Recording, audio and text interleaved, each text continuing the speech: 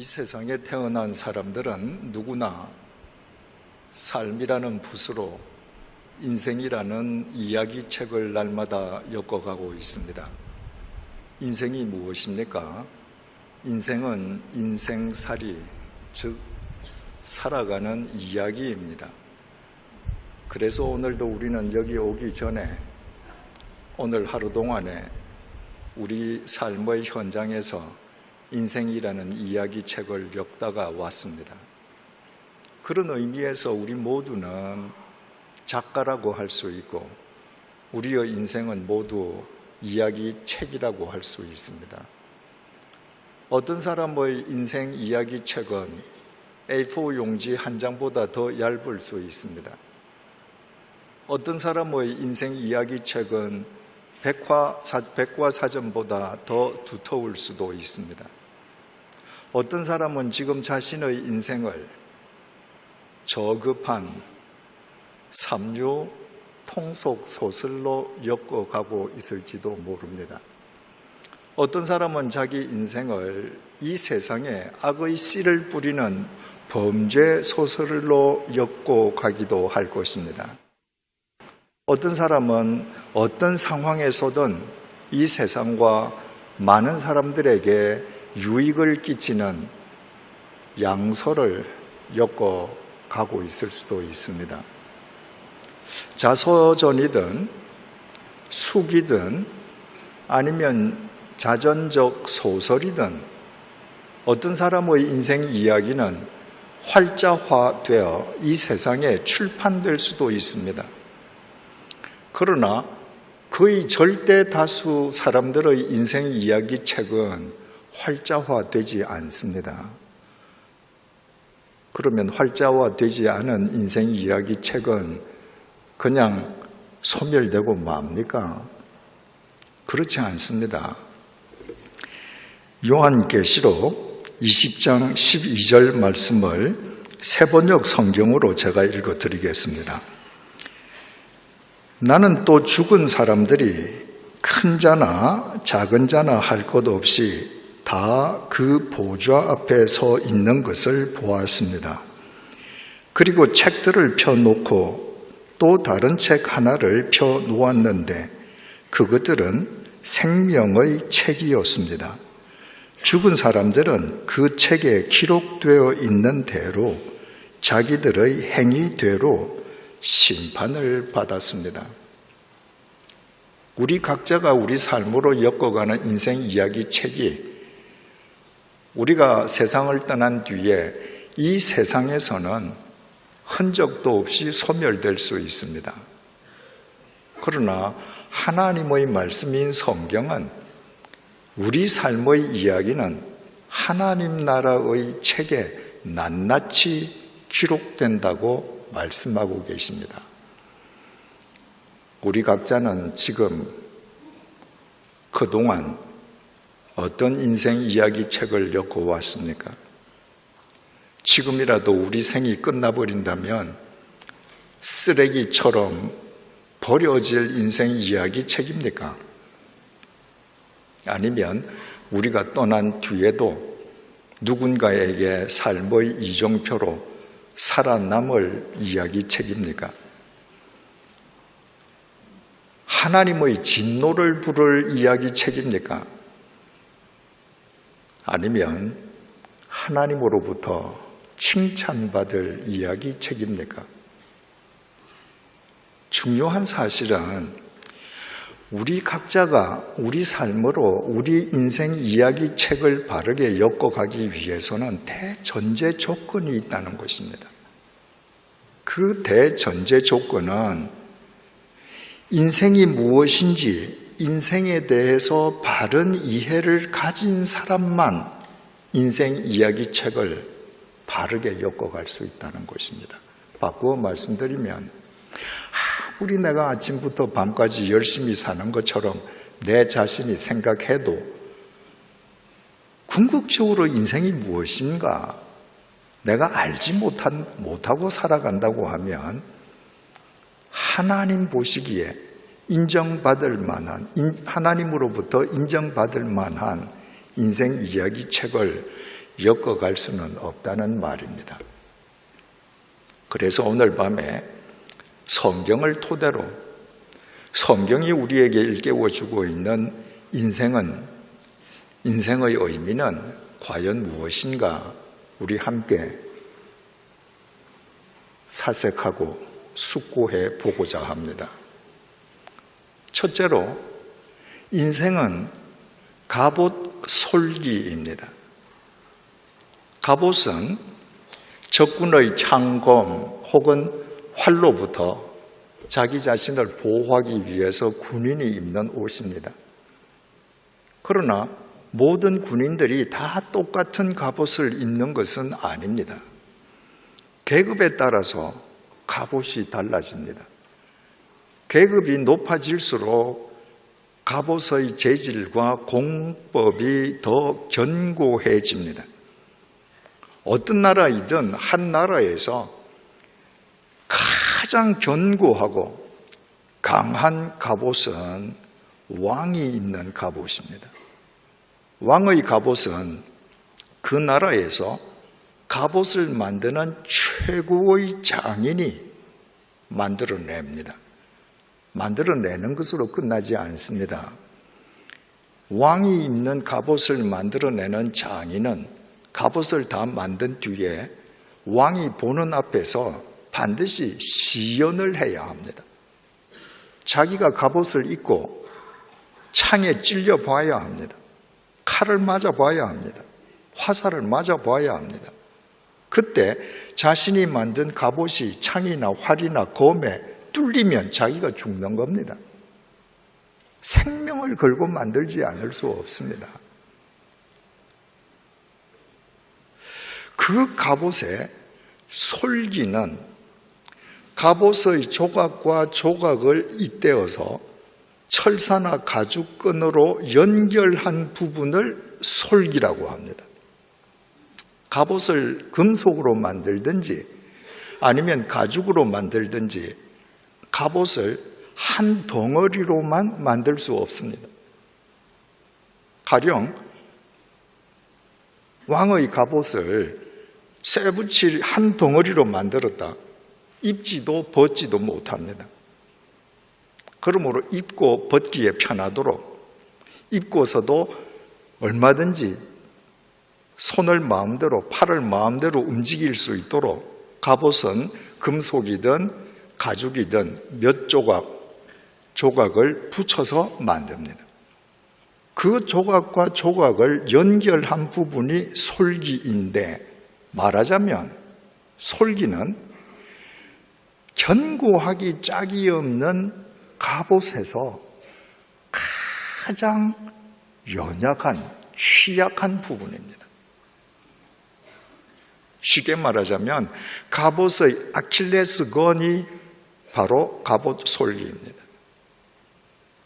여러분, 인생은 한 나라에서 가장 강하고 견고한 갑옷이 아닙니다.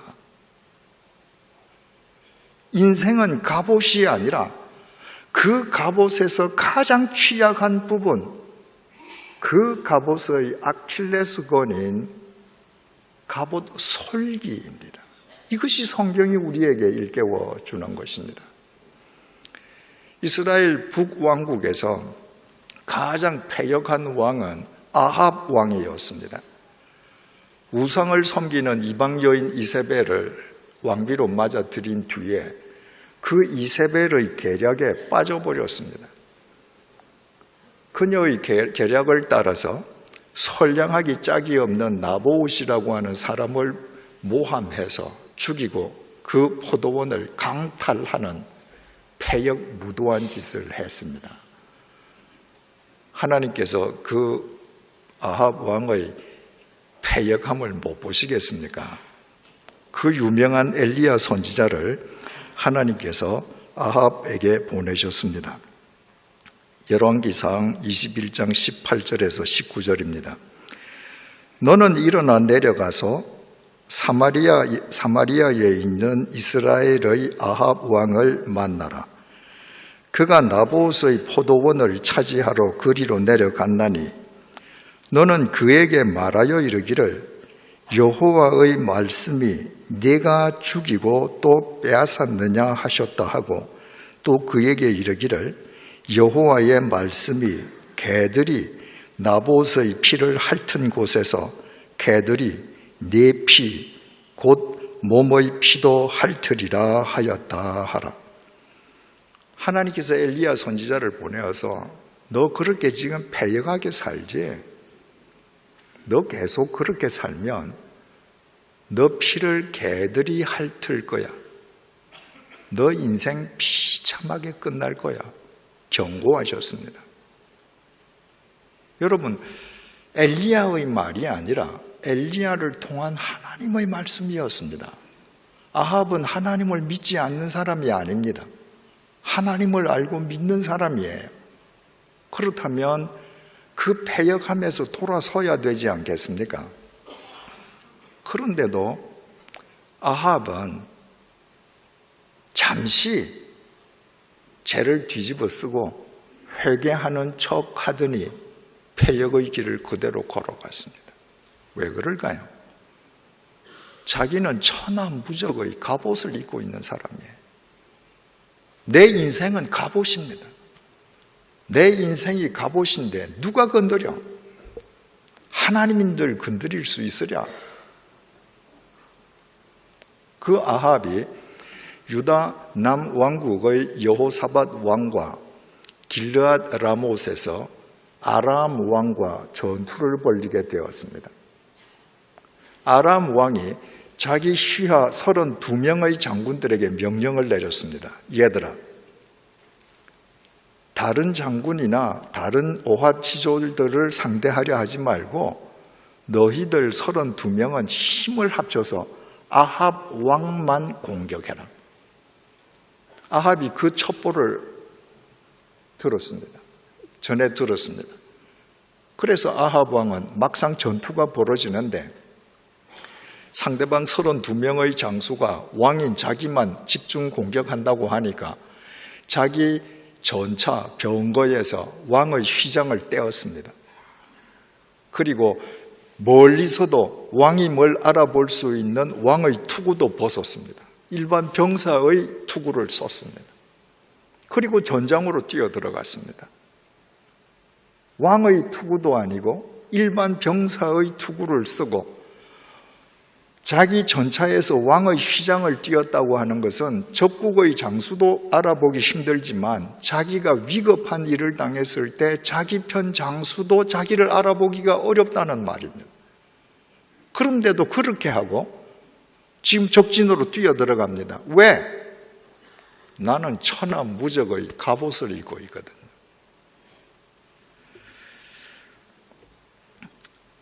열왕기상 22장 34절입니다.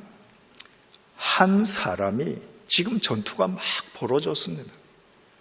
한 사람이 아람 왕은 분명히 자기 시하 32명의 장군들에게 너 아합 왕만 집중 공격해 명령을 내렸는데 이 한 사람은 그 32명 중의 장군 중의 한 명이 아닙니다. 그냥 아람 군대의 사병이에요. 계급도 이름도 없습니다. 무명의 사병이 무심코 활을 당겨 이 사병이 무심코 활을 당겼습니다. 우리말 성경에 무심코라고 번역이 되어 있어서 이게 대체 무슨 의미인가 쉽게 와닿지 않습니다. 히브리 말로는 토음이라고 기록되어 있습니다. 토음이라고 하는 말은 마구잡이로 당겼다는 말입니다.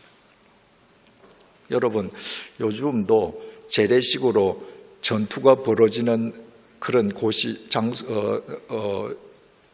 국제적으로 그런 나라들이 있지 않습니까? 그런데 피아간에 총격전을 벌인단 말입니다. 그 총격전에서 피아간에 20명의 사상자가 났다.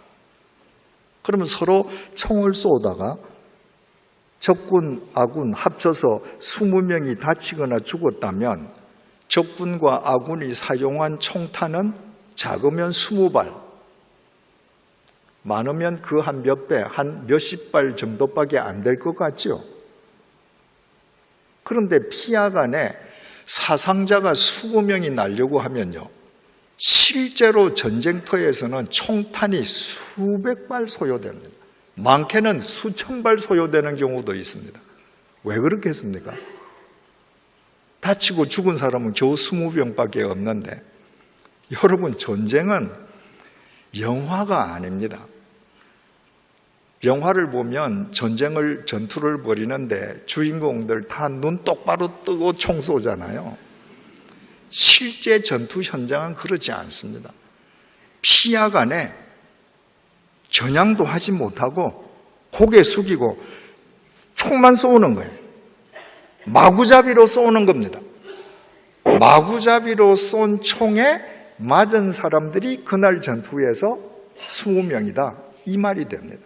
옛날 전투도 똑같았습니다. 화살이 비처럼 쏟아져 오는데 그 화살을 누가 눈을 똑바로 쳐다보고 활을 당깁니까? 방패 뒤에 숨어서 마구잡이로 당기는 겁니다. 아람의 이름 없는 한 병사가 마구잡이로 화살을 하나 쏘았습니다. 그 화살이 어떻게 되었는가? 한 사람이 무심코 활을 당겨 이스라엘 왕의 갑옷 솔기를 마친지라. 이름 없는 군인이 마구잡이로 화살을 쏘았는데 이 화살이 아합 왕의 갑옷에 가서 맞았으면 아합 왕은 죽지 않았습니다. 그 화살이 어디에 가서 명중했는가? 솔기에 맞았습니다. 갑옷과 갑옷 사이에 이연 부분에 맞았습니다. 가장 취약한 부분에 화살이 명중해서 들어간 겁니다. 그 솔기를 뚫고 화살이 아합의 가슴팍에 꽂혔습니다. 여러분, 세계에서 가장 명사수가 멀리 갑옷을 입고 있는 사람의 솔기를 겨냥해서 맞추려고 하면 맞출 수 있겠습니까?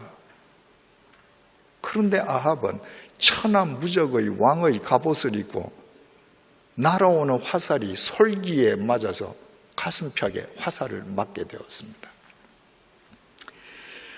왕이 그 병거 모는 자에게 이르되 내가 부상하였으니 내 손을 돌려 내가 전쟁터에서 나가게 하라 하였으나 35절입니다. 이날에 전쟁이 맹렬하였으므로 왕이 병거 가운데 붙들려 서서 아람 사람을 막다가 저녁에 이르러 죽었는데 상처의 피가 흘러 병거 바닥에 고였더라. 36절에서 37절입니다. 왕이 죽음에 그의 시체를 메어 사마리아에 이르러 왕을 사마리아에 장사하니라. 그 병거를 사마리아의 못에서 씻음에 개들이 그의 피를 핥았으니 여호와께서 하신 말씀과 같이 되었더라. 거기는 창기들이 목욕하는 곳이었더라. 화살을 맞는 순간에 아합은 자기가 죽었다는 걸 절감했습니다. 그래서 자기 곁에 있는 병사에게 빨리 나를 피신시키라고 했는데 너무 적진 깊숙이 들어가서 피신시킬 수 없었습니다. 죽었습니다. 장사를 치렀습니다. 그런데 그의 피가 그가 타고 있던 전차에 흥건히 젖을 정도로 흘러 있었습니다. 개들이 그 피를 핥았습니다. 여러분, 아합이 만약 자기 인생이 갑옷 솔기라는 사실을 알았더라면, 약한 갑옷 솔기인 줄을 알았더라면 하나님이 엘리야를 보내어서 당신의 말씀을 주실 때 하나님을 향해 180도 돌아섰을 것입니다. 그러나 그는 자기가 갑옷이라고 생각했습니다. 그러나 그는 갑옷이 아니었습니다. 아람 군인, 이름도 없는 무명 군인 한 명이 마구잡이로 쏜 화살에 갑옷 솔기가 맞아서 그날로 세상을 끝내고 말았습니다. 예수님께서 이 땅에 계실 때입니다. 한 사람이 예수님을 찾아와서 청탁을 넣었습니다. 자기 형제하고 재산 싸움이 붙었는데 자기 형제에게 이야기해서 아버지 유산을 좀 잘 나누도록 형제에게 좀 압력을 넣어달라는 거예요. 여러분, 예수님께서 형제의 재산 싸움이나 해결해 주시려고 이 땅에 오셨습니까? 예수님께서 이렇게 말씀하셨습니다. 누가복음 12장 14절입니다. 이르시되 이 사람아, 누가 나를 너희의 재판장이나 물건 나누는 자로 세웠느냐 하시고, 이보게, 내가 너가 재산 싸움 하는데 내가 재판장 하려고 왔는지 아냐?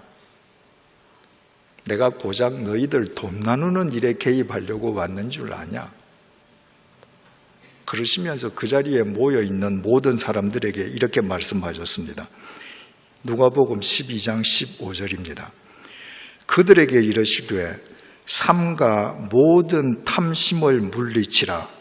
사람의 생명이 그 소유의 넉넉한 데 있지 아니하니라 하시고, 사람들을 향해서 모든 탐심을 물리쳐라.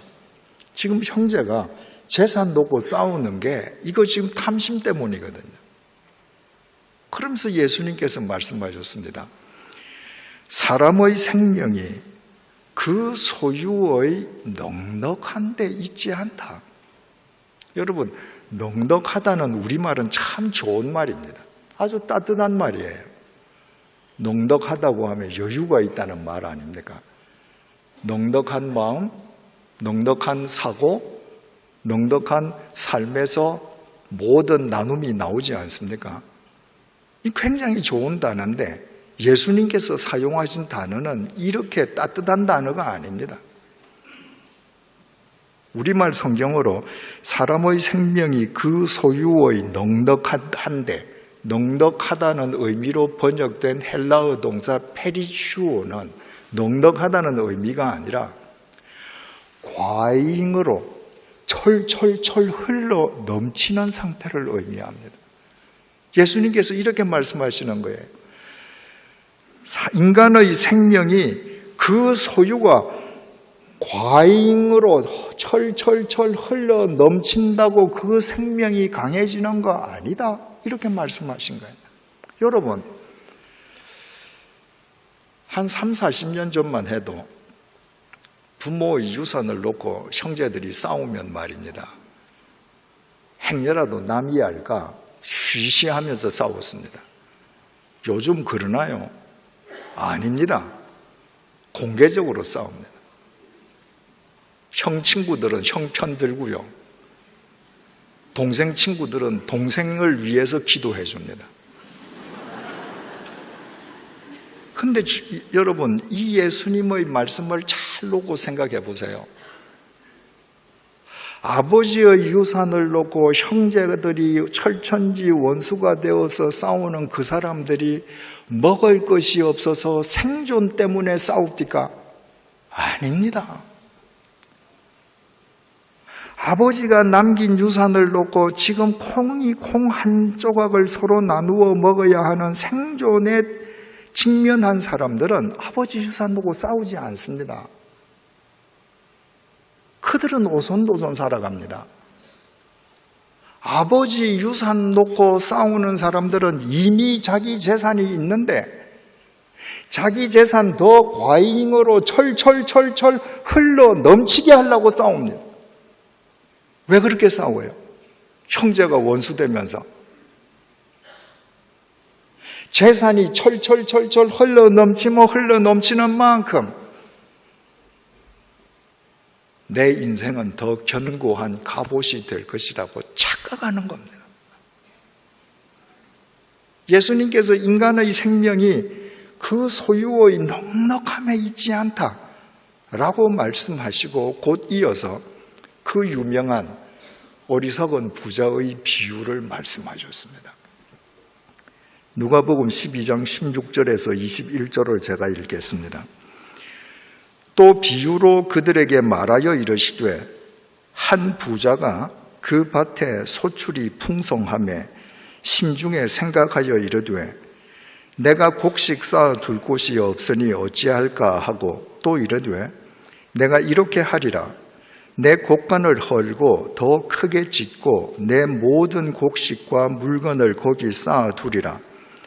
또 내가 내 영혼에게 이르되 영혼아 여러 해 쓸 물건을 많이 쌓아 두었으니 평안히 쉬고 먹고 마시고 즐거워하자 하리라 하되 하나님은 이르시되 어리석은 자여 오늘 밤에 내 영혼을 도로 찾으리니 그러면 내 준비한 것이 누구의 것이 되겠느냐 하셨으니 자기를 위하여 재물을 쌓아두고 하나님께 대하여 부요하지 못한 자가 이와 같으니라. 이 부자는 수년 동안 풍년이 들어서 많은 소출을 지금 곳간에 산더미처럼 쌓아두었습니다. 올해 또 풍년입니다. 그걸 어디로 흘려보낼 생각을 하지 않았습니다. 곳간을 더 크게 짓고 더 많이 쌓아둘 것을 생각했습니다. 그리고 이제 내가 재산을 산더미처럼 여러 해 먹을 것을 쌓아두었으니 이제 내 영혼이 즐겁게 먹고 마시자 천년만년 살 줄 알았습니다. 자기 곳간에 쌓은 재산이 많기 때문에 자기 인생은 갑옷이라고 생각했습니다. 그런데 하나님께서는 바로 그날 밤에 그의 생명을 데리고 가셨습니다. 그는 갑옷 솔기였습니다. 그가 만약에 자기 인생이 갑옷 솔기인 줄 알았더라면 곳간을 더 크게 짓고 소유를 더 많이 쌓아두기보다 그것을 흘려보내는 통로가 되었을 것입니다. 시편 33편 16절입니다. 많은 군대로 구원 얻은 왕이 없으며. 여러분, 많은 군대가 있다고 하면 그 군대로 왕은 구원을 얻어야 되지 않겠습니까? 근데 구원받은 왕이 없다는 것입니다. 알렉산더 대왕이 얼마나 위대한 대왕입니까? 발칸반도 마게도니아에서 시작해서 지중해 세계를 석권하고 페르시아 제국, 지금 이란을 거쳐서 인도 북부까지 거대한 헬라 제국을 만들었습니다. 그의 군대는 가는 데마다 연전, 연승, 천하무적이었습니다. 당시 세계에서 가장 강력한 군대를 갖고 있었습니다. 그런데 알렉산더는 33살에 죽었습니다. 왜 죽었죠? 열병으로 죽었습니다.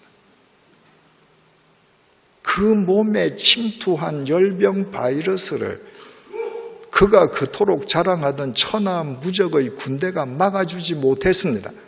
그 인생은 갑옷 솔기에 지나지 않았기 때문입니다. 많은 군대로 구원 얻은 왕이 없으며 용사가 힘이 세어도 스스로 구원하지 못하는도다.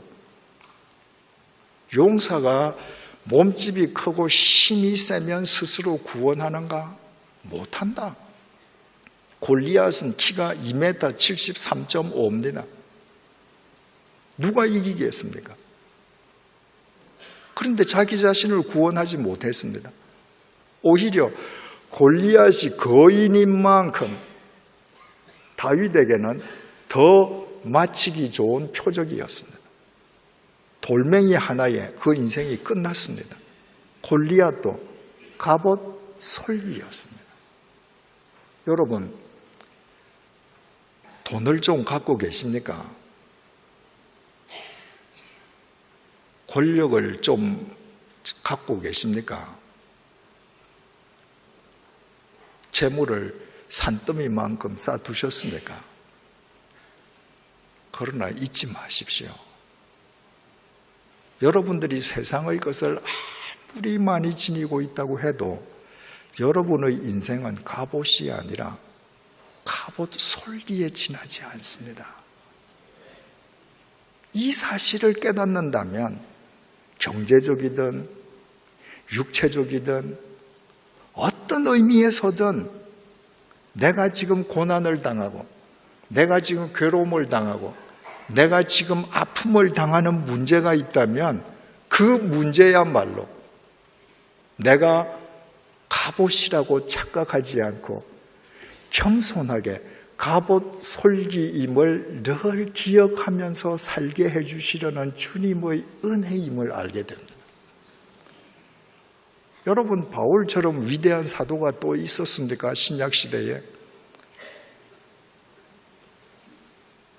날 때부터 선천성 하반신 마비자도 일어날 뿐만 아니라 죽은 자도 살리지 않습니까? 그를 통해 복음이 지중해 세계로 퍼져나가지 않습니까? 주님께서 그 바울을 얼마나 사랑하셨으면 그렇게 사용하셨겠습니까? 주님께서 그토록 사랑하신다면 바울이 강철 같은 육체와 건강을 지니게 해주셔야 되지 않습니까? 그러나 바울은 죽을 때까지 지병에 시달렸습니다. 바울이 자기의 병이 떠나가게 해달라고 주님께 3번을 간절히 기도했습니다. 그 3번의 기도가 한 달씩 작정하고 3번 기도했는지 일주일씩 금식 기도를 3번 했는지 그건 우리가 알지 못합니다.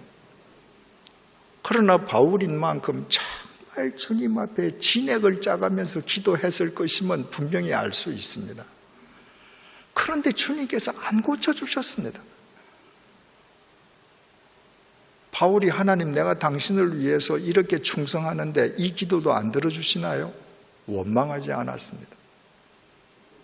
3번에 걸친 자기의 기도가 응답되지 아니할 때 바울은 도리어 주님께 이렇게 감사하며 기도합니다.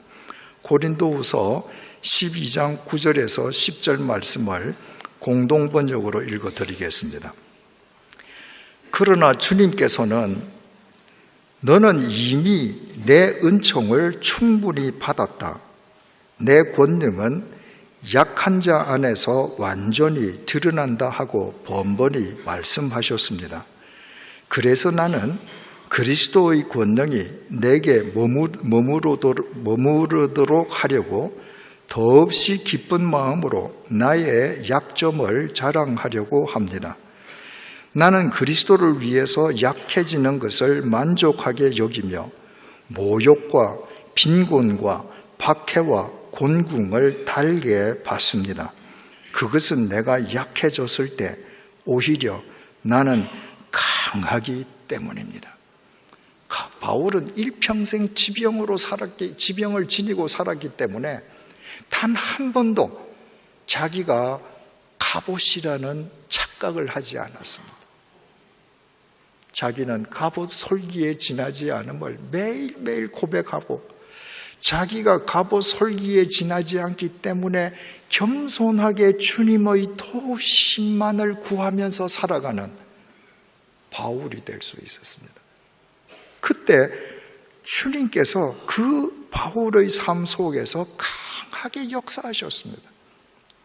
그래서 바울이 내가 가장 약할 때, 내가 가장 강하다, 내가 갑옷 솔기임을 알고 주님에게만 의지할 때 주님의 강하신 역사가 내 삶 속에서 늘 충만하게 나타났다. 그 의미 아니겠습니까? 제게는 생일이 2개가 있습니다. 하나는 제가 제 부모님 몸으로부터 태어난 날이 제 생일입니다. 2번째 생일은 2013년도 4월 29일입니다. 그날이 암 선고를 받은 날입니다. 제가 조직 검사를 하고 나서 병원에 가서 결과를 통보받기 전에 먼저 전화로 통보를 받았습니다. 제가 전화를 통보를 받고 제게 통보해 주시는 그분에게 제가 드린 첫 번째 말씀이 감사합니다 였습니다. 저는 늘 궁금했습니다. 저처럼 허랑방탕하게 술독에 빠져 있던 사람을 주님께서 핀셋으로 불러내시고 주님께서 당신의 도구로 써주셨습니다. 저는 10년 동안 주님의 교회에서 여러분들과 목회하면서 주님께서 얼마나 아름다운 일들을 많이 행해 주셨는지 알고 있습니다. 제 능력으로 된 것 하나도 없습니다. 전부 주님께서 하신 일입니다. 제 실력 이상으로 주님께서 사용해 주셨습니다. 그래서 제 인생 말년이 되면 주님께서 나를 어떻게 사용하시려나 저는 좀 늘 궁금한 마음을 갖고 있었습니다. 그런데 그날 병원에서 암입니다 라고 통보를 받는 순간에 그 질문이 해소된 겁니다. 아, 주님께서 나를 암 환자로 내 인생을 끝내게 만드시는구나. 내 인생이 갑옷이 아니라 내 인생이 갑옷 솔기에 지나지 않음을 내가 단 하루도 잊지 않고 살아가게끔 하시기 위해 주님께서는 제 육체 속에 암이라는 길벗을 주셨습니다. 그래서 저는 매일매일 주님의 도우심을 구하면서 살아갈 수밖에 없습니다. 그 두 번째 생일날 2013년 4월 29일부터 오늘이 2255일째 되는 날입니다. 6년 2개월 4일째 되는 날입니다. 그 매일매일 주님의 은혜가 새롭습니다. 사랑하는 교우 여러분, 지금 어떤 문제 때문에 괴로워하고 계십니까? 문제가 해결될 기미가 보이지 않습니까? 감사하십시오. 그 문제 때문에, 그 아픔 때문에, 그 고통 때문에 여러분들은 아합 왕처럼 자기를 갑옷이라고 착각하다가 어이없이 망하지 않고 사도 바울처럼 일평생토록 갑옷 솔기인 자기 정체성을 깨닫고 매일매일 주님의 도우심을 간구함으로 여러분의 육체는 연약하고 여러분의 상황은 연약하다 할지라도 여러분을 사용하시는 주님의 큰 능력 속에서 그분의 뜻을 이루는 삶을 이 세상 살아있는 날까지 이루어가며 살게 될 것입니다. 두 번째로 인생은 전제입니다. 바울이 많은 서신서를 썼는데 참수형을 당해서 죽기 직전에 마지막으로 쓴 서신서가 디모데 후서입니다. 그 디모데 후서 4장 6절입니다. 오늘 본문이기도 하지요. 바울이 이렇게 고백합니다. 전제와 같이 내가 벌써 부어지고 나의 떠날 시각이 가까웠도다.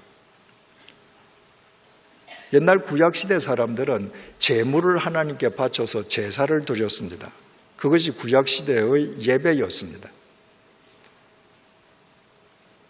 그 구약시대의 제사가 드리는 목적에 따라서 5종류의 제사로 분류되었습니다.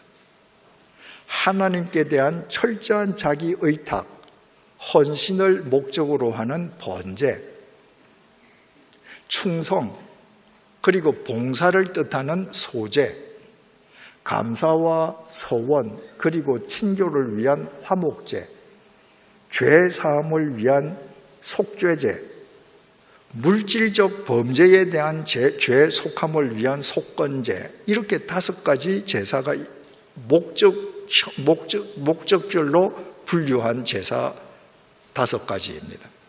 그런데 그 제사를 하나님께 드릴 때 어떤 방법, 어떤 형태로 드리느냐에 따라서 4가지 형태로 분류가 되었습니다. 하나님께 바쳐 드리는 제물을 불에 태워서 드리는 것, 불화자를 써서 화제라고 했습니다.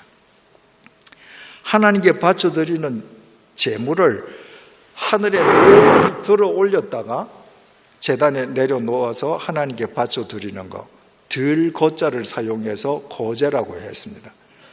하나님께 바쳐 드리는 제물을 들어서 상하, 혹은 좌우로 재물을 흔들어서 바치는 제사를 흔들 요자를 써서 요제라고 했습니다.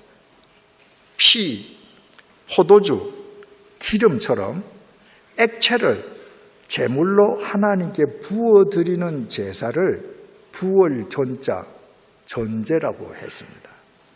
지금 바울은 자기 자신을 전제로 인식하는 겁니다. 액체를 하나님께 부어드리는 전제와 같이 내가 벌써 부어지고 나의 떠날 시각이 가까워졌도다. 이것은 바울의 대단한 통찰력입니다. 여러분, 구약시대에 전제로 제사를 드리는 것이 그 제물을 피, 포도주, 기름과 같은 액체를 부어드리는데 반드시 피, 기름, 포도주가 아니더라도 액체를 그릇, 제기에 넣어서 부으면 우리 눈으로 볼 수가 있어요. 액체를 따르면 따르는 만큼 그 그릇 속의 공간이 점점 더 커집니다. 지금 바울은 자기 인생을 전제, 액체를 붓는 전제로 여기고 자기 인생을 눈으로 보는 거예요. 아, 내 인생을 내가 이만큼 지금 쏟아부었어. 그릇 안이 텅 비어있네. 전제와 같이 내가 벌써 다 부어져서 이제 나는 세상을 하직할 때가 다 되었네. 바울은 인생을 전제로 인식한 것입니다. 이것을 요즘 시계로 표현한다고 하면 바울은 인생을 아날로그나 디지털 시계가 아니라 모래시계로 인식했다는 말입니다. 아날로그 시계는 초침, 분침, 시침 세 개의 바늘이 시계판 위를 무한 반복해서 회전하는 겁니다. 디지털 시계는 0부터 59까지의 숫자가 무한 반복으로 나타납니다. 그래서 디지털 시계든 아날로그 시계든 그 시계를 보면 계속 오는 시간만 나타납니다. 지나간 시간은 나타나지 않습니다. 그 시계를 보고 내가 바울처럼 내 인생이 전제처럼 다 부어졌네? 아날로그 디지털 시계에 절대 나타나지 않습니다. 디지털 시계와 아날로그 시계에는 오는 시간만 계속 1초 나타나기 때문에 그 시계를 보면 마치 내가 1000년 만년 살 것처럼 착각하게 만듭니다. 그런데 모래시계는 형태부터 다릅니다. 모래시계는 삼각형의 유리병이 역방향으로 서로 엇물려 있습니다.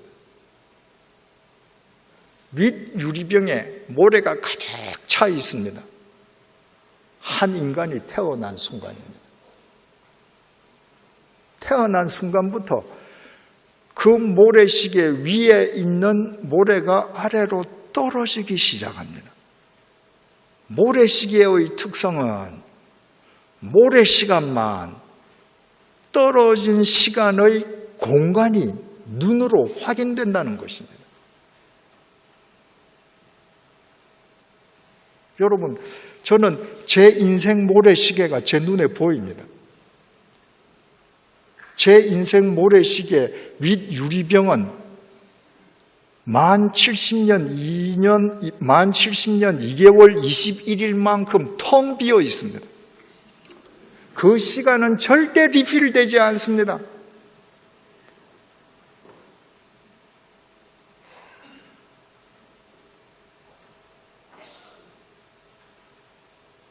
중요한 것은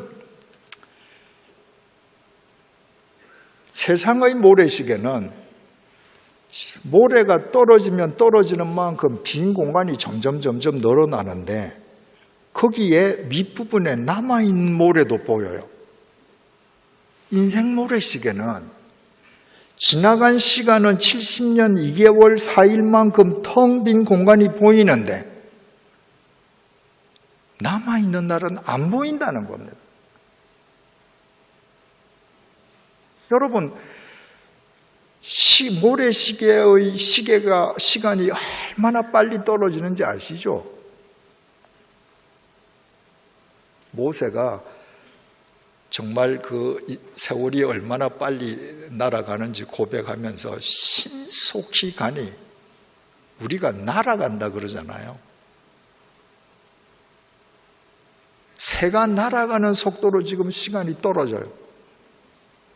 그런데 그 유리병 위에 도대체 하루가 남았는가? 이틀이 남았는가? 사흘이 남았는가? 이거 알 수가 없습니다. 인생이 아날로그 시계나 디지털 시계가 아니라 전제와 같이 모래시계라는 사실을 깨닫는 사람만 이미 모래시계 윗부분에서 사라져버린 시간의 공간을 확인하면서 그 공간이 크면 큰 만큼 오늘 하루가 주어진 이 시간의 절대적인 의미가 감사하지 않을 수가 없는 겁니다. 여러분, 그리스의 극작가 소포클레스가 이런 말을 하지 않았습니까? 그대가 헛되이 보낸 오늘은 어제 죽은 사람이 그토록 살기를 열망했던 내일이다. 여러분, 오늘 어떻게 사셨습니까? 헛되게 보냈습니까? 어제 죽은 사람이 그렇게 살기를 열망했던 내일입니다. 왜 여러분들 오늘 헛되게 살았습니까? 모래시계의 윗부분이 안 보이시니까 그런 거예요. 수십 년이 지금 텅 비었는데 또 하루가 주어졌다. 여러분, 봄이 되면 온 세상이 소생하지 않습니까? 도시에서는 봄을 온 몸으로 경험하기가 쉽지 않은 것 같습니다. 시골 가서 사니까요, 정말 봄이 되니까 눈이 부셔요. 여러분, 제가 사는 마을에도 90세 되시는 분들도 계신데 그런 분들이 말입니다. 봄이 되어서 온 세상이 눈부신 초록색으로 옷을 입으면 봄이 온 걸 기뻐합니다. 근데 봄이 왔다는 건 뭐예요? 작년 겨울부터 봄까지 몇 달의 모래가 떨어졌다는 말입니다. 자기 모래시계에서 시계가 간 것은 생각 안 합니다. 봄이 온 것만 좋아합니다. 여러분들이 매일 눈에 보이는 것, 보기 아름다운 것에만 현혹되어서 산다면 지금까지 그렇게 살아온 것처럼 지나간 시간을 알지 못하고 지금 흘러내리는 모래 시간을 다 무의미하게 내버려 버릴 수 있습니다. 그러나 모래시계에서 지나간 시간의 텅 빈 공간을 보신다면 오늘 떨어지는 이 모래, 이 날이 폭풍이 부는 날이면 어떻습니까? 엄동설한이면 어떻습니까? 사흘에는 영하 20도의 날이면 어떻습니까? 어제 죽은 사람이 그렇게 살도록 살기를 열망했던 날이 노력하지 아니한 나에게는 오늘도 주어졌는데, 그렇다면 봄만 기뻐할 것이 아니라 겨울에도, 폭설 속에서도, 폭풍 속에서도 내가 그리스도인으로 주님의 말씀을 따라서 세상과 누구에겐가 기여하면서 살아가게 되지 않겠습니까? 시편은 다윗이 쓴 시입니다. 시편 8편은 다윗이 쓴 시인데 그 중에서 3절, 4절을 세 번역으로 제가 읽어드리겠습니다. 주님께서 손수 만드신 저 큰 하늘과 주님께서 친히 달아놓으신 저 달과 별들을 내가 봅니다. 사람이 무엇이기에 주님께서 이렇게까지 생각하여 주시며 사람의 아들이 무엇이기에 주님께서 이렇게까지 돌보아 주십니까? 바울은 매일매일 하루하루가 주어진다는 것, 다윗은 그게 감격해서 주님께서 어떻게 사람을 이렇게 돌보아 주십니까? 하고 노래했습니다. 제가 아까 말씀드리지 않았습니까? 제 인생 모래시계는 이미 만 70년 하고도 더 많은 날들이 뻥 뚫려 있습니다. 앞으로 몇 날이 저에게 있을는지 저는 알지 못합니다. 그런데 아침에 일어나서 눈을 뜨면 또 하루가 제게 주어진 것입니다. 제 평생에 한 번도 맞아본 적이 없는 새날이 또 하루 주어졌습니다. 그래서 블라인드를 올리고 창밖을 내다볼 때 이 시편 8편은 다윗의 고백이 아니라 인간 이재철이 70년을 산 이재철의 고백이 되는 것입니다. 주님께서 손수 만드신 저 큰 하늘과 주님께서 친히 달아놓으신 저 달과 별들을 내가 봅니다. 제철이가 무엇이기에 주님께서 이렇게까지 생각하여 주시며 제철이가 무엇이기에 주님께서 이렇게까지 돌보아 주십니까? 그 모래시계에 또 하루의 모래가 떨어지게 해주신 그 주님의 은혜를 내가 감사한다고 하면 비록 나이는 들고 병든 육체는 쇠퇴해 간다 할지라도 그래도 뭔가 오늘 또 하루 내가 발딛고 있는 이 세상에 내가 살고 있는 내 마을에 기여하는 삶을 살려고 애쓰지 않겠습니까? 여러분 매일매일 하루하루가 여러분에게 주어지는데 여러분 인생이 모래시계라는 사실을 알지 못하고 매일매일 하루하루를 여러분의 욕망을 위해서 그냥 허투루 써버린다. 그런 인생이 부러움의 대상이 될 수 있을는지 모르겠습니다. 그저 호의호식하고 아무것도 안 하고 하고 싶은 거 다 하고 그러나 하나님 보시기에 누구에겐가 기여하지 않고 살아가는 그런 인생은 이 세상에 쓰레기만 배출하는 인생에 지나지 않습니다. 제가 여러분들께 여쭤보겠습니다. 여러분들 태어나신 이래 오늘 이르기까지 깨끗한 물 얼마나 많이 마시셨습니까? 그 물 다 어디 갔습니까? 소변으로 버리셨죠. 여러분들 그동안 맛있는 음식 얼마나 많이 드셨습니까? 어디다 갔습니까? 화장실에서 다 버렸습니다. 여러분들 평생에 버린 종이는 얼마나 많습니까? 여러분들 평생에 버린 옷은 얼마나 많습니까? 버린 구두는 얼마나 많습니까? 버린 가구는 얼마나 많습니까?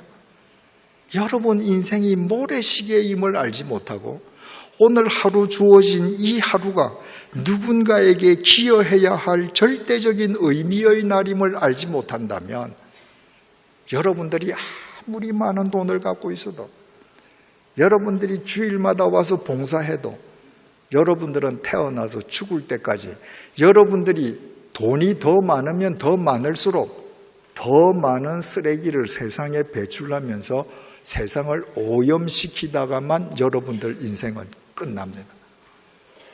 주님께서 그런 인생 기뻐하시지 않을 것은 두말할 나위가 없습니다. 세 번째로 인생은 입김입니다. 인생이 모래시계라고 했는데 세상의 모래시계를 보면 위에 있는 모래가 다 떨어지고 나면 아래 유리병에 그대로 남아 있습니다. 그래서 인생이 모래시계라고 해도 뭔가 인생 시계가 다 끝나도 남는 것처럼 여겨집니다. 그러나 인생 모래시계는 그렇지 않습니다. 여러분들 잘 아시는 전도서 1장 1절에서 2절 말씀입니다. 다윗의 아들 예루살렘 왕 전도자의 말씀이라. 다윗의 아들이니까 솔로몬 아닙니까? 솔로몬이 뭐라고 했는가? 전도자가 이르되 헛되고 헛되며 헛되고 헛되니 모든 것이 헛되도다. 히브리 말은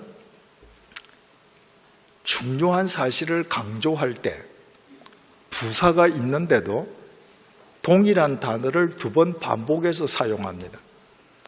처음에는 굉장히 원시적인 언어처럼 여겨졌습니다. 그런데 히브리 말을 배우고 읽으면 읽을수록 그게 아니야. 이게 훨씬 더 강조하는 거야. 하는 것을 알게 됩니다. 가령 솔로몬이 인생은 대단히 헛돼. 인생은 매우 헛돼. 몹시 헛돼. 라고 하는 것하고 헛되고 헛되며 헛되고 헛되나니 모든 것이 헛되도다. 어느 게 더 강조가 됩니까? 그러니까 히브리 사람들이 강조할 때 단어를 2번 반복하는 것은 제곱이거든요. 곱하기거든요. 내가 굉장히 좋으면 좋다, 좋다, 좋다, 곱하기 좋다에. 그러니까 헛되다를 5번 썼다는 것은 헛됨 5제곱이에요. 이거는 말로 표현할 수 없을 정도로 어떤 부사도 동원할 수 없을 만큼 헛되다는 것입니다. 그런데 여기에서 솔로몬이 헛되다고 말을 한 이 히브리어 단어가 헤벨인데 그 헤벨은 숨이라는 말도 되고 입김이라는 말도 됩니다. 물론 공허함, 헛됨 이런 뜻도 있지만 본래는 숨, 입김입니다. 제가 후 하고 입김을 붑니다. 분명히 열기도 느껴져요. 유리에 훅 하면 김이 소리기도 합니다. 근데 이게 있습니까? 실제가 없습니다. 순식간에 사라집니다. 인생이 그런 입김이라는 거예요. 다윗이 시편 39편 5절에서 이렇게 고백합니다. 주께서 나의 날을 한 뼘 길이만큼 되게 하시매. 여러분 3000년 전에 다윗은 70년을 살았습니다. 목사님, 다들 부채질 하시는데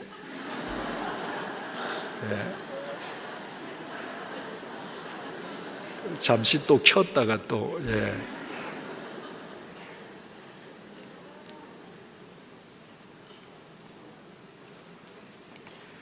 3000년 전에 다윗이 70년을 살았는데 그 당시로서는 엄청나게 장수한 겁니다. 지금 100살보다 더 오랜 세상을 살았습니다. 그런데 그 긴 세월을 살고 바울이 내 인생은 이만큼 길었어 이렇게 말하지 않았습니다. 주께서 나의 날을 한 뼘 길이만큼 되게 하시며 다윗에게 있어서 70년이라는 인생은 한 뼘밖에 안 되더라는 겁니다. 한 뼘이라는 것은 엄지손가락 끝에서부터 중지 끝까지 아닙니까? 근데 이건 잘못된 번역입니다. 시브리어 성경에는 테파흐라고 번역되어 있습니다. 테파흐는 손목 끝에서부터 손가락이 시작하는 부분, 그러니까 손바닥이라는 말입니다. 다윗이 70년을 살고 내 인생은 손바닥 길이밖에 안 됩니다. 모래시계가 순식간에 끝난 겁니다. 나의 일생이 주 앞에는 없는 것 같사오니. 여러분, 영원하신 하나님 앞에서 손바닥 정도밖에 되지 않는 70년이 이것이 있는 것이라고 이야기할 수 있겠습니까? 그래서 내가 산 이 기간은 영원하신 하나님 앞에서는 없는 것과 똑같다는 것입니다. 그가 든든히 서 있는 때에도 진실로 모두가 허사뿐이니이다. 든든히 서 있다. 이것은 나차աբ인데 전성시대라는 말입니다. 다윗에게도 전성시대가 있었습니다. 그런데 인생을 다 살고 되돌아보니까 자기 인생 전성시대에도 모든 것이 허사뿐이었다. 여기에서 허사라는 말이 헤벨입니다. 내가 되돌아보니까 내 인생의 전성시대라고 했던 그것이 입김에 지나지 않구나.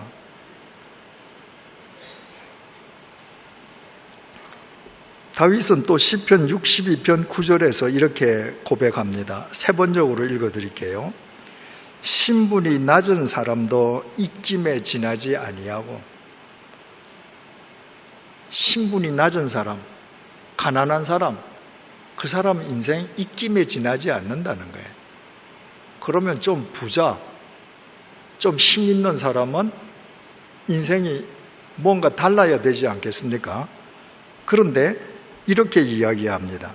신분이 낮은 사람도 입김에 지나지 아니하고 신분이 높은 사람도 속임수에 지나지 아니하니. 나는 신분이 높기 때문에 입김에 지나지 않는 너보다 내 인생은 훨씬 중해, 훨씬 더 커, 더 무거워 라고 하면 그 사람은 스스로 속는 사람이라는 거예요. 신분이 약한 사람도 그 인생은 입김, 신분이 높은 사람도 입김, 가난한 사람도 입김, 부자도 입김이라는 거예요. 그들을 모두 다 저울에 올려놓아도 입김보다 가벼울 것이다. 여러분, 오늘날 72억 인구가 있습니다. 그 72억 인구한테 어느 날 몇 시, 몇 분, 몇 초에 다 똑같이 하늘을 향해서 후 하고 입김을 내뿜으라고 얘기했다고 하십시다. 그래서 내뿜었습니다. 그게 지금 남아 있습니까? 없습니다. 그래서 내가 지금 현재형으로 입김을 불 때 아직도 열기가 느껴지는 내 입김, 굳이 무게를 따지자면 72억 명의 사라진 입김보다 현재형의 내 입김이 더 무겁다고 말이에요. 이게 72억 명을 모아 놓아 보아야 입김인 인생은 아무것도 아니라는 말이에요. 여러분, 숨, 입김, 이게 아무 실체도 없이 헛된 것, 허망한 것의 상징 아닙니까? 그래서 성경은 또 인생을 이렇게 표현합니다. 시편 102편 3편 공동 번역입니다. 나의 세월은 연기처럼 사라지고, 자기 인생이 연기처럼 사라져 버리더라는 겁니다. 제가 사는 시골집 옆집에서 겨울에 딱 저녁 5시가 되면 장작으로 불을 뗍니다. 그러면 산 위에서 바람이 내려와서 그 연기가 다 우리 집 마당으로 들어와요. 그 연기 굉장히 센 것 같습니다. 그런데요, 그때 잠시뿐입니다. 순식간에 다 사라집니다.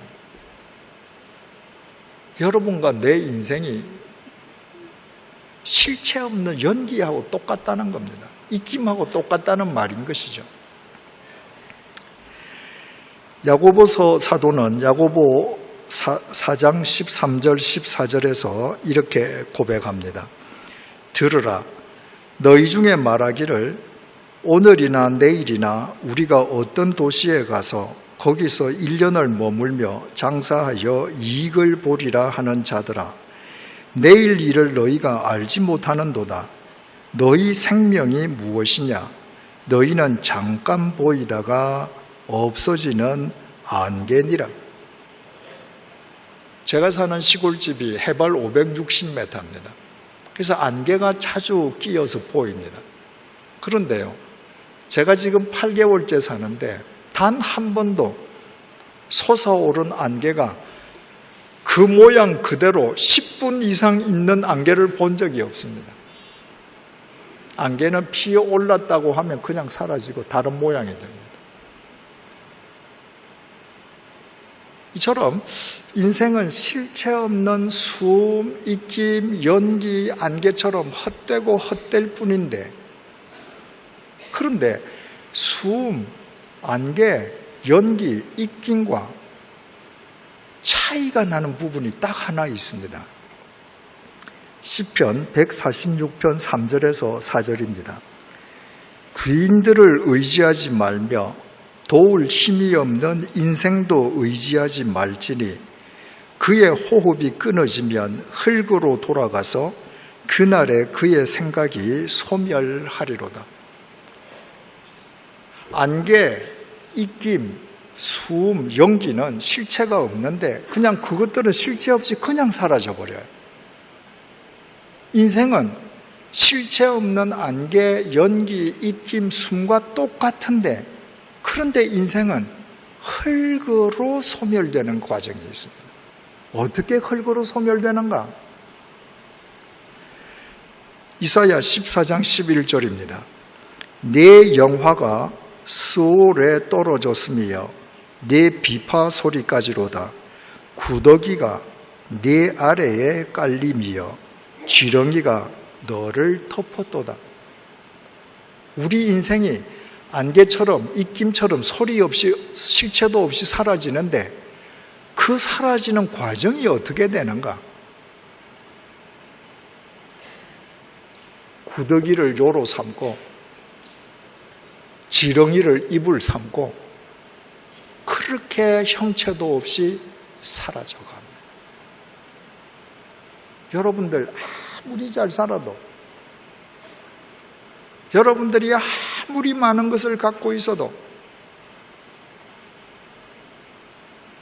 여러분이 죽고 나서 매장하면 여러분의 시신은 구더기 밥이 되고 지렁이 밥이 되는 것입니다. 이게 인생입니다. 이 인생의 실체를 바로 아는 사람만 자기 입김을 의지하지 아니하고 영원하신 하나님의 생기로 자기 인생 이야기책을 엮어가게 되는 것입니다. 창세기 2장 7절입니다. 여호와 하나님이 땅의 흙으로 사람을 지으시고 생기를 그 코에 불어넣으시니 사람이 생명이 되니라. 하나님께서 흙으로 사람을 지으셨습니다. 그리고 그 흙으로 만들어진 사람의 코에 당신의 생기를 후 하고 불어넣어 주셨습니다. 흙 플러스 하나님의 생기 이퀄 하나님의 생명이 되었습니다. 근데 인간이 죄를 짓고 하나님의 생기를 상실해버렸습니다. 생명에서 빼기 하나님의 생기를 하니까 남는 게 뭡니까? 흙밖에 안 남습니다. 그래서 천하장상도 그냥 구더기, 지렁이 밥이 되는 거로 그 인생은 안개처럼 입김처럼 소멸되는 겁니다. 그걸 안다고 하면 우리는 어떻게 해야 되겠어요? 본래 하나님께서 에덴 동산에서 흙의 코 속에 불어주셨던 그 생기 속에서 살아가야 되는 겁니다. 우리가 왜 기도합니까? 왜 성경 공부합니까? 경건 훈련이 왜 필요합니까? 우리의 육체가 구더기 밥이 될 때에도 우리를 영원히 살려주실 그 하나님의 생기를 힘입어 살기 위함이 아니겠습니까? 자기 인생이 입김에 지나지 않음을 깨닫는 사람만 매일매일 하나님의 생기로 자기 인생 이야기책을 엮어갈 수 있습니다. 마지막으로 인생은 떠남입니다. 인생이 수음, 입김처럼 순식간에 사라져버리고 인간의 육체, 고깃덩어리가 구더기와 지렁이의 밥이 되는 것으로 인생이 끝나버리는 것으로 모든 것이 종결되어 버린다면 유물론이 맞습니다. 그러나 우리는 유물론주의자가 아닙니다. 다윗이 열왕기상 2장 1절에서 2절을 통해 이렇게 아들 솔로몬에게 유언을 남깁니다. 세 번역으로 읽어드리겠습니다. 다윗은 세상을 떠날 날이 가까워서 아들 솔로몬에게 유언을 하였다. 나는 이제 세상 모든 사람이 가는 길로 간다. 너는 굳세고 장부다워야 한다. 다윗도 자기 인생이 모래시계처럼 시간이 쭉쭉쭉 떨어져 내리는 거, 전제처럼 다 부어지는 거 알고 있었습니다. 자기 떠날 때가 된 것을 자기가 알았습니다.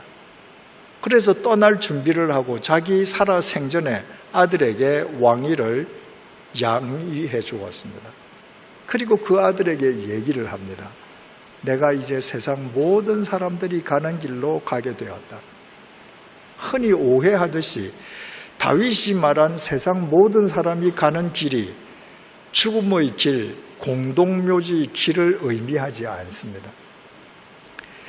다윗이 시편 23편 6절에서 이렇게 고백합니다.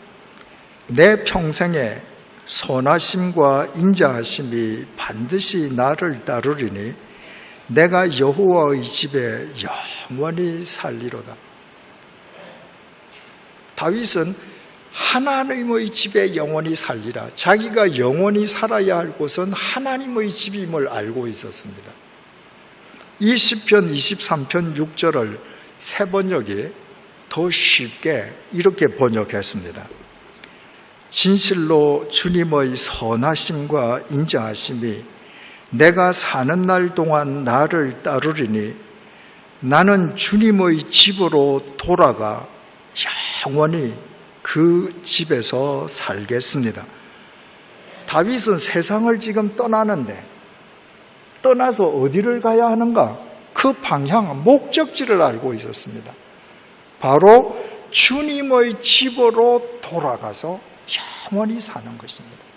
그래서 다윗은 그 주님의 집을 향해 매일 하루하루를 떠났습니다.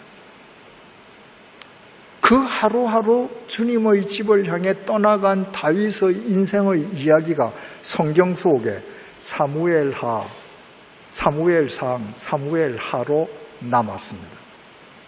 사무엘상, 사무엘하는 성경 속에 포함되어서 하나님의 말씀입니다. 그러나 다윗 한 인간의 개인적인 입장에서 보자면 그것은 다윗이 하나님을 믿으면서 자기 인생이라는 붓으로 엮어낸 그 인생 이야기책입니다. 어떤 이야기책인가? 가야 할 하나님의 집을 향하여 매일 하루하루를 뚜벅뚜벅 떠나갔던 그 기록의 이야기가 사무엘상, 사무엘하입니다. 여러분, 인생은 떠나가는 겁니다. 우리가 지금 오늘 이 자리에 앉아서 오늘을 맞았다고 하는 것은 어제를 떠났기 때문 아닙니까? 만약에 어제를 떠나지 못한 사람이 있다면 둘 중에 하나입니다. 어제 죽은 사람입니다. 어제 죽은 사람은 어제를 떠날 수 없습니다. 두 번째는 어제에 집착하는 사람입니다. 떠나지 못하는 사람입니다. 집착하는 사람은 그것이 익숙한 거예요. 그게 편한 거예요. 내가 오늘을 떠나면 내일을 향해 걸어가면 뭔가 불안합니다. 두렵습니다. 그래서 집착하는 거예요. 집착하면 눈과 귀를 잃는다고 하는 말이 있습니다. 간단하게 설명해서 누군가가 도박에 집착한다고 한번 해보십시다.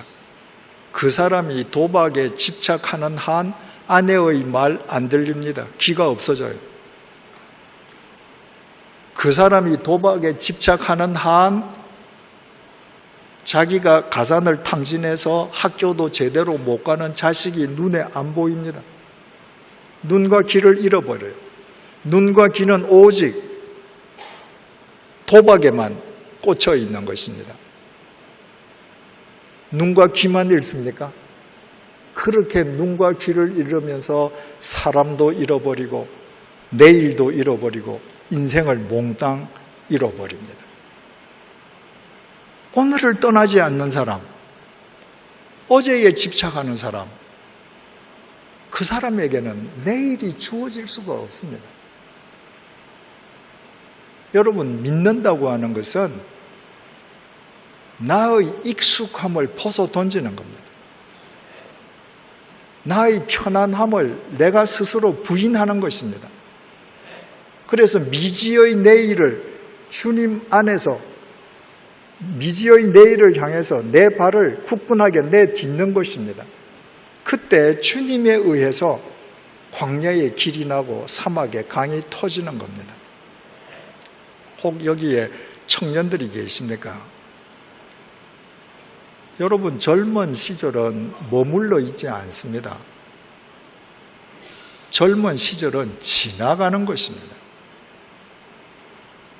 여러분들이 지금 청년 시절을 구가하고 있다는 것은 이미 여러분들의 인생에서 청년 시절이 끝나가고 있음을 의미합니다.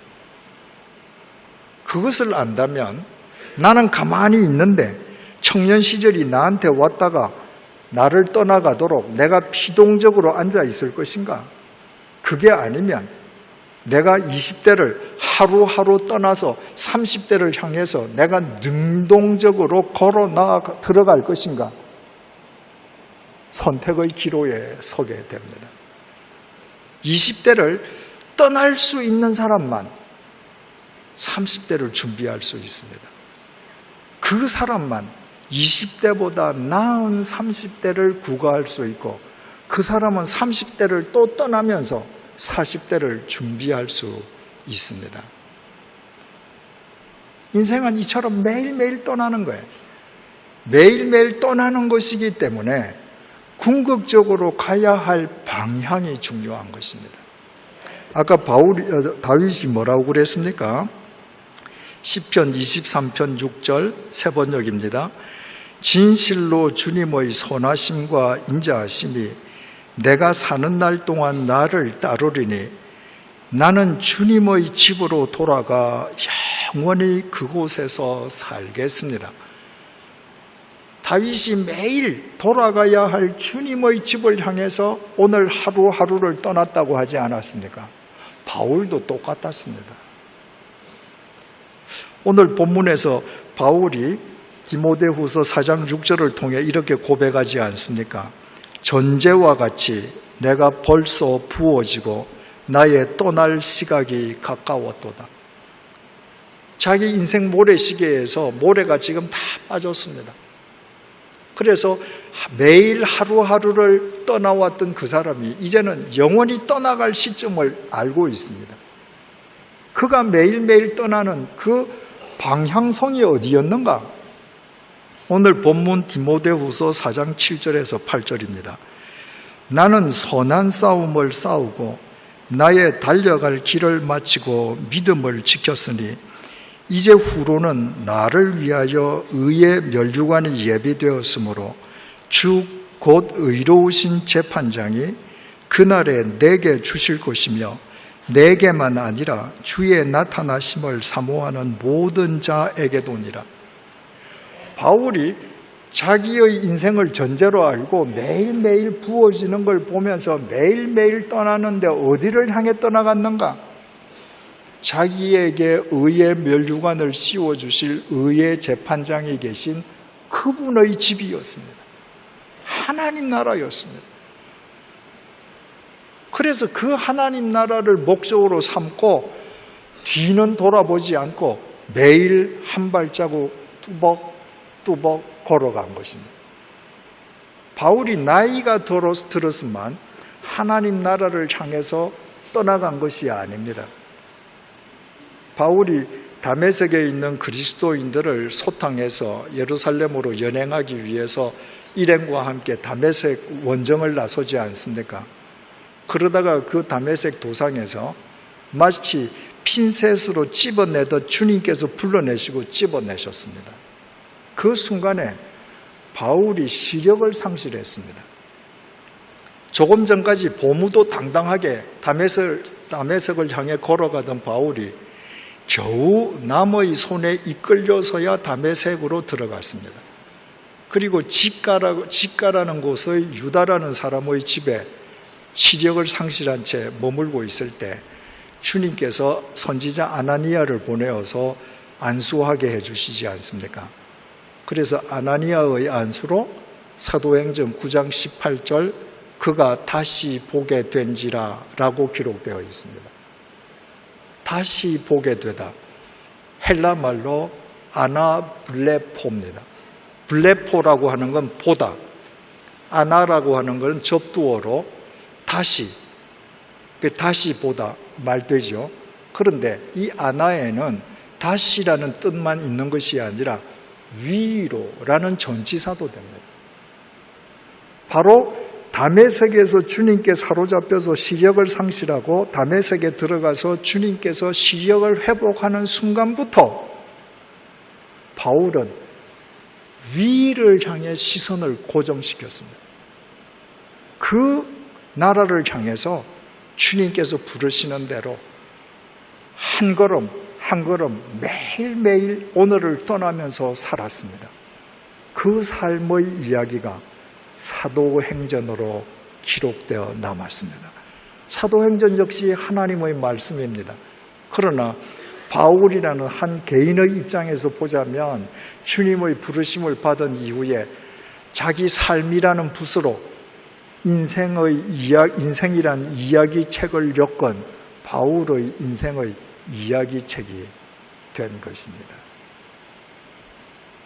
이처럼 여러분들께서 인생은 오늘에 집착하는 것이 아니라 내일을 향해 오늘을 과감하게 떠나가는 것임을 알고 매일매일 하나님 나라를 향해 떠나갈 때 여러분들의 세상의 직책, 소유의 과다 아무 상관없이 여러분을 통한 주님의 섭리가 여러분 인생 이야기책으로 매일매일 엮어져 가게 되는 것입니다.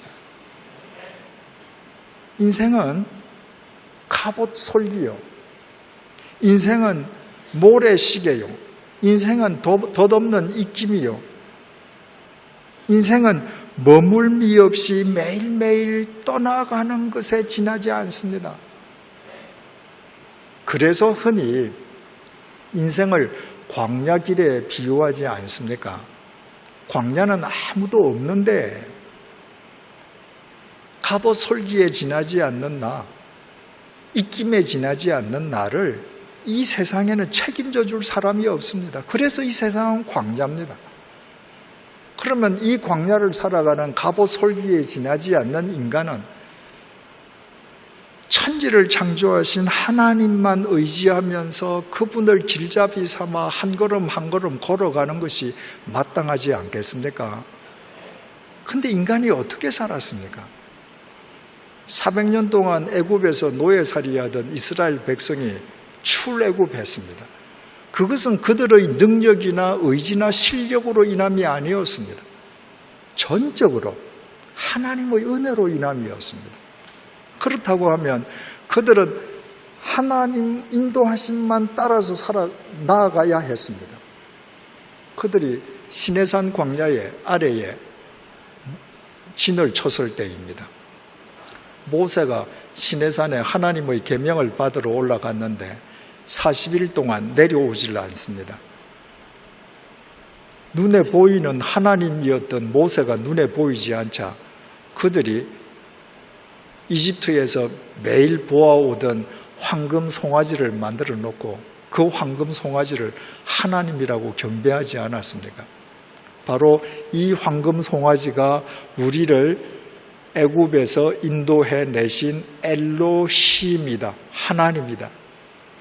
그러므로 내일을 여호와의 절일로 선포하자. 눈에 보이는 하나님보다 이 황금 송아지라야 우리 인생이 갑옷처럼 견고해질 수 있다는 것입니다. 하나님께서 진노하셨습니다. 그래서 수천 명이 목숨을 잃었습니다. 그 사건 이후에 하나님께서 이렇게 말씀하십니다. 출애굽기 33장 2절에서 4절입니다.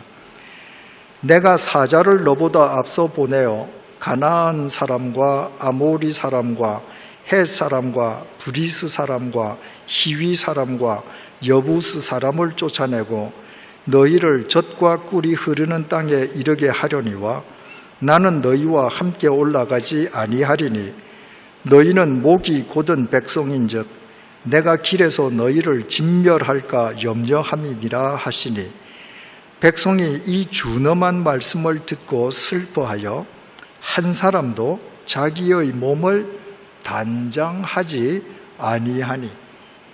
하나님께서 수천 명이 죽은 뒤에 말씀하셨습니다. 내가 너희들 가나안 땅 올라갈 수 있도록 모든 것 다 예비해 뒀으니까 너희들 올라가라. 내가 올라가는 것 다 책임져 줄게. 그러나 나는 너희들 따라가지 않는다. 왜?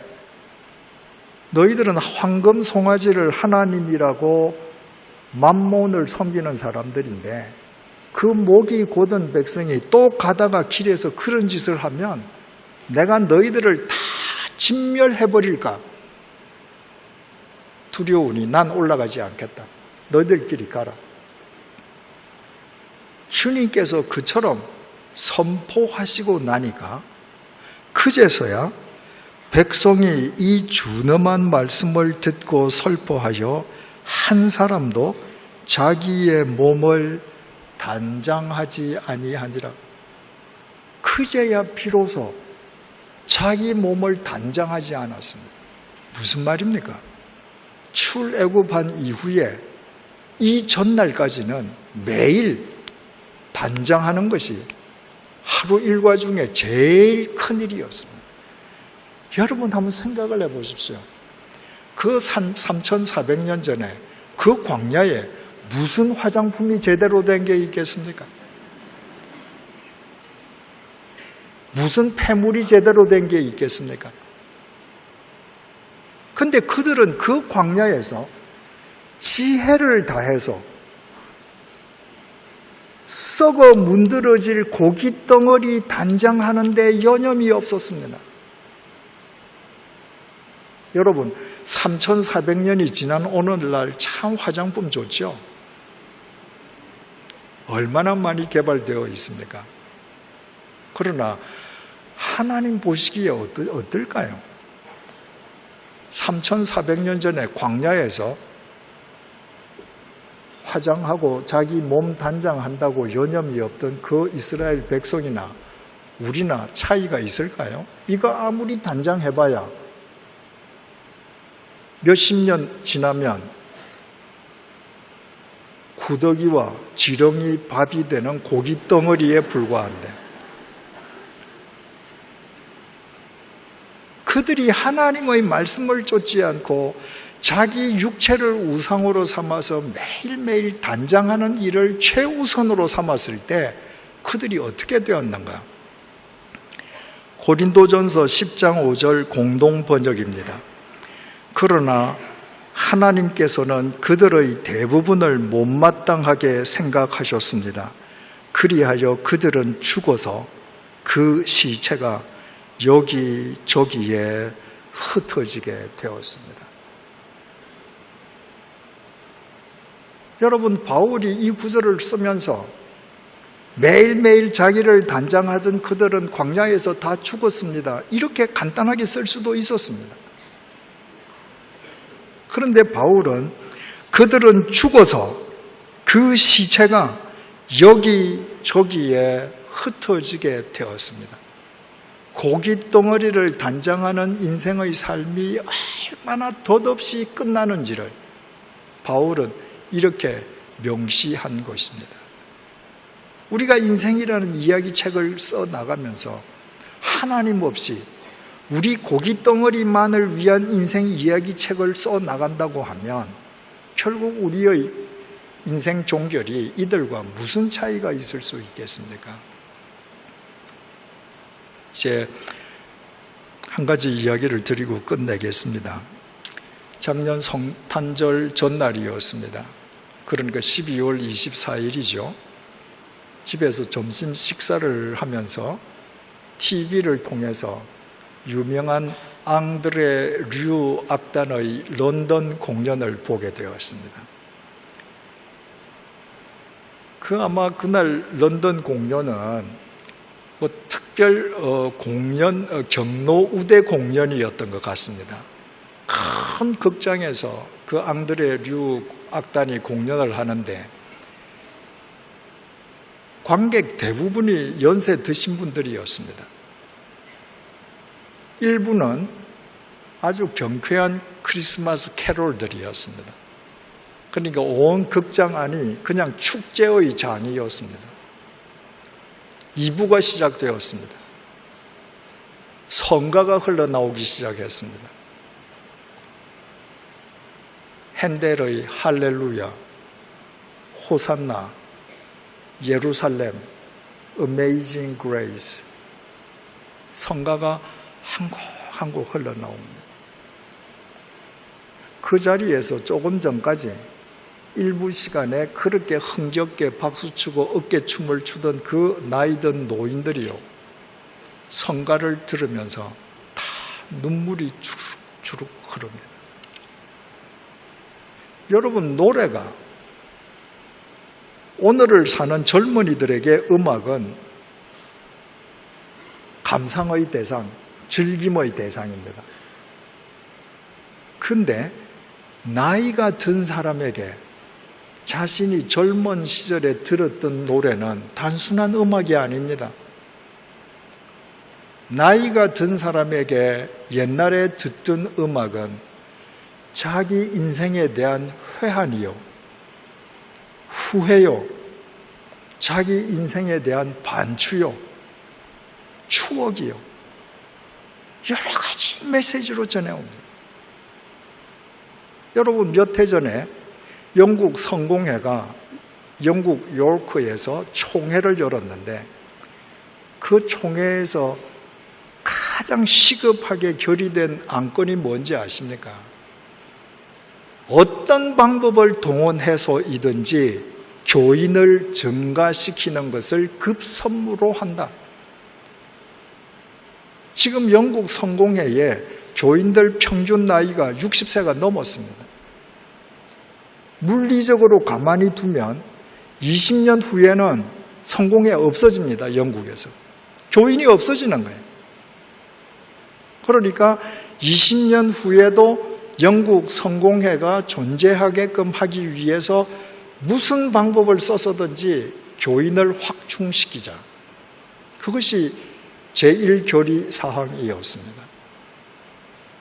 여러분, 적어도 영국인이라고 하면, 거기에 앉아있는 백발의 70, 80 노인들이라고 하면 50년 전에, 60년 전에 그들 다 영국 성공회 교인들 아니었겠습니까? 그런데 오늘날 영국 성공회 교회가 통통 비어 있다면 그들이 교회를 떠난 거죠. 그들이 성가를 들으면서, 그들이 떠났던 교회를 생각하면서, 그들이 버렸던 하나님을 생각하면서 눈물을 흘리는 것입니다. 여러분, 가슴이 찡했습니다. 여러분, 우리 인생이 모래시계인데 우리 모래시계에 모래가 얼마 남아있는지 모릅니다. 근데 우리가 인생을 다 산 뒤에 그렇게 가슴을 치고 후회하고 내 인생에 대해서 회한의 눈물을 지으면서 내 인생을 끝내어서야 되겠습니까? 사랑하는 교우 여러분, 인생은 갑옷이 아니라 갑옷 솔기입니다. 지금부터 겸손하게 주님의 도우심을 구하면서 매일매일 살아가십시다. 인생은 모래시계입니다. 오늘 하루 주어진 이 하루의 절대적인 의미를 감사하면서 이 하루를 내 욕심을 위해서가 아니라 이 세상과 누군가에게 기여하는 생명의 삶을 살아가십시다. 인생은 최전성 시대에도 지나치고 보면 입김에 지나지 않습니다. 하나님께서 태초에 우리에게 불어주셨던 그 생기, 말씀과 기도로 그 생기를 회복하면서 살아가십시다.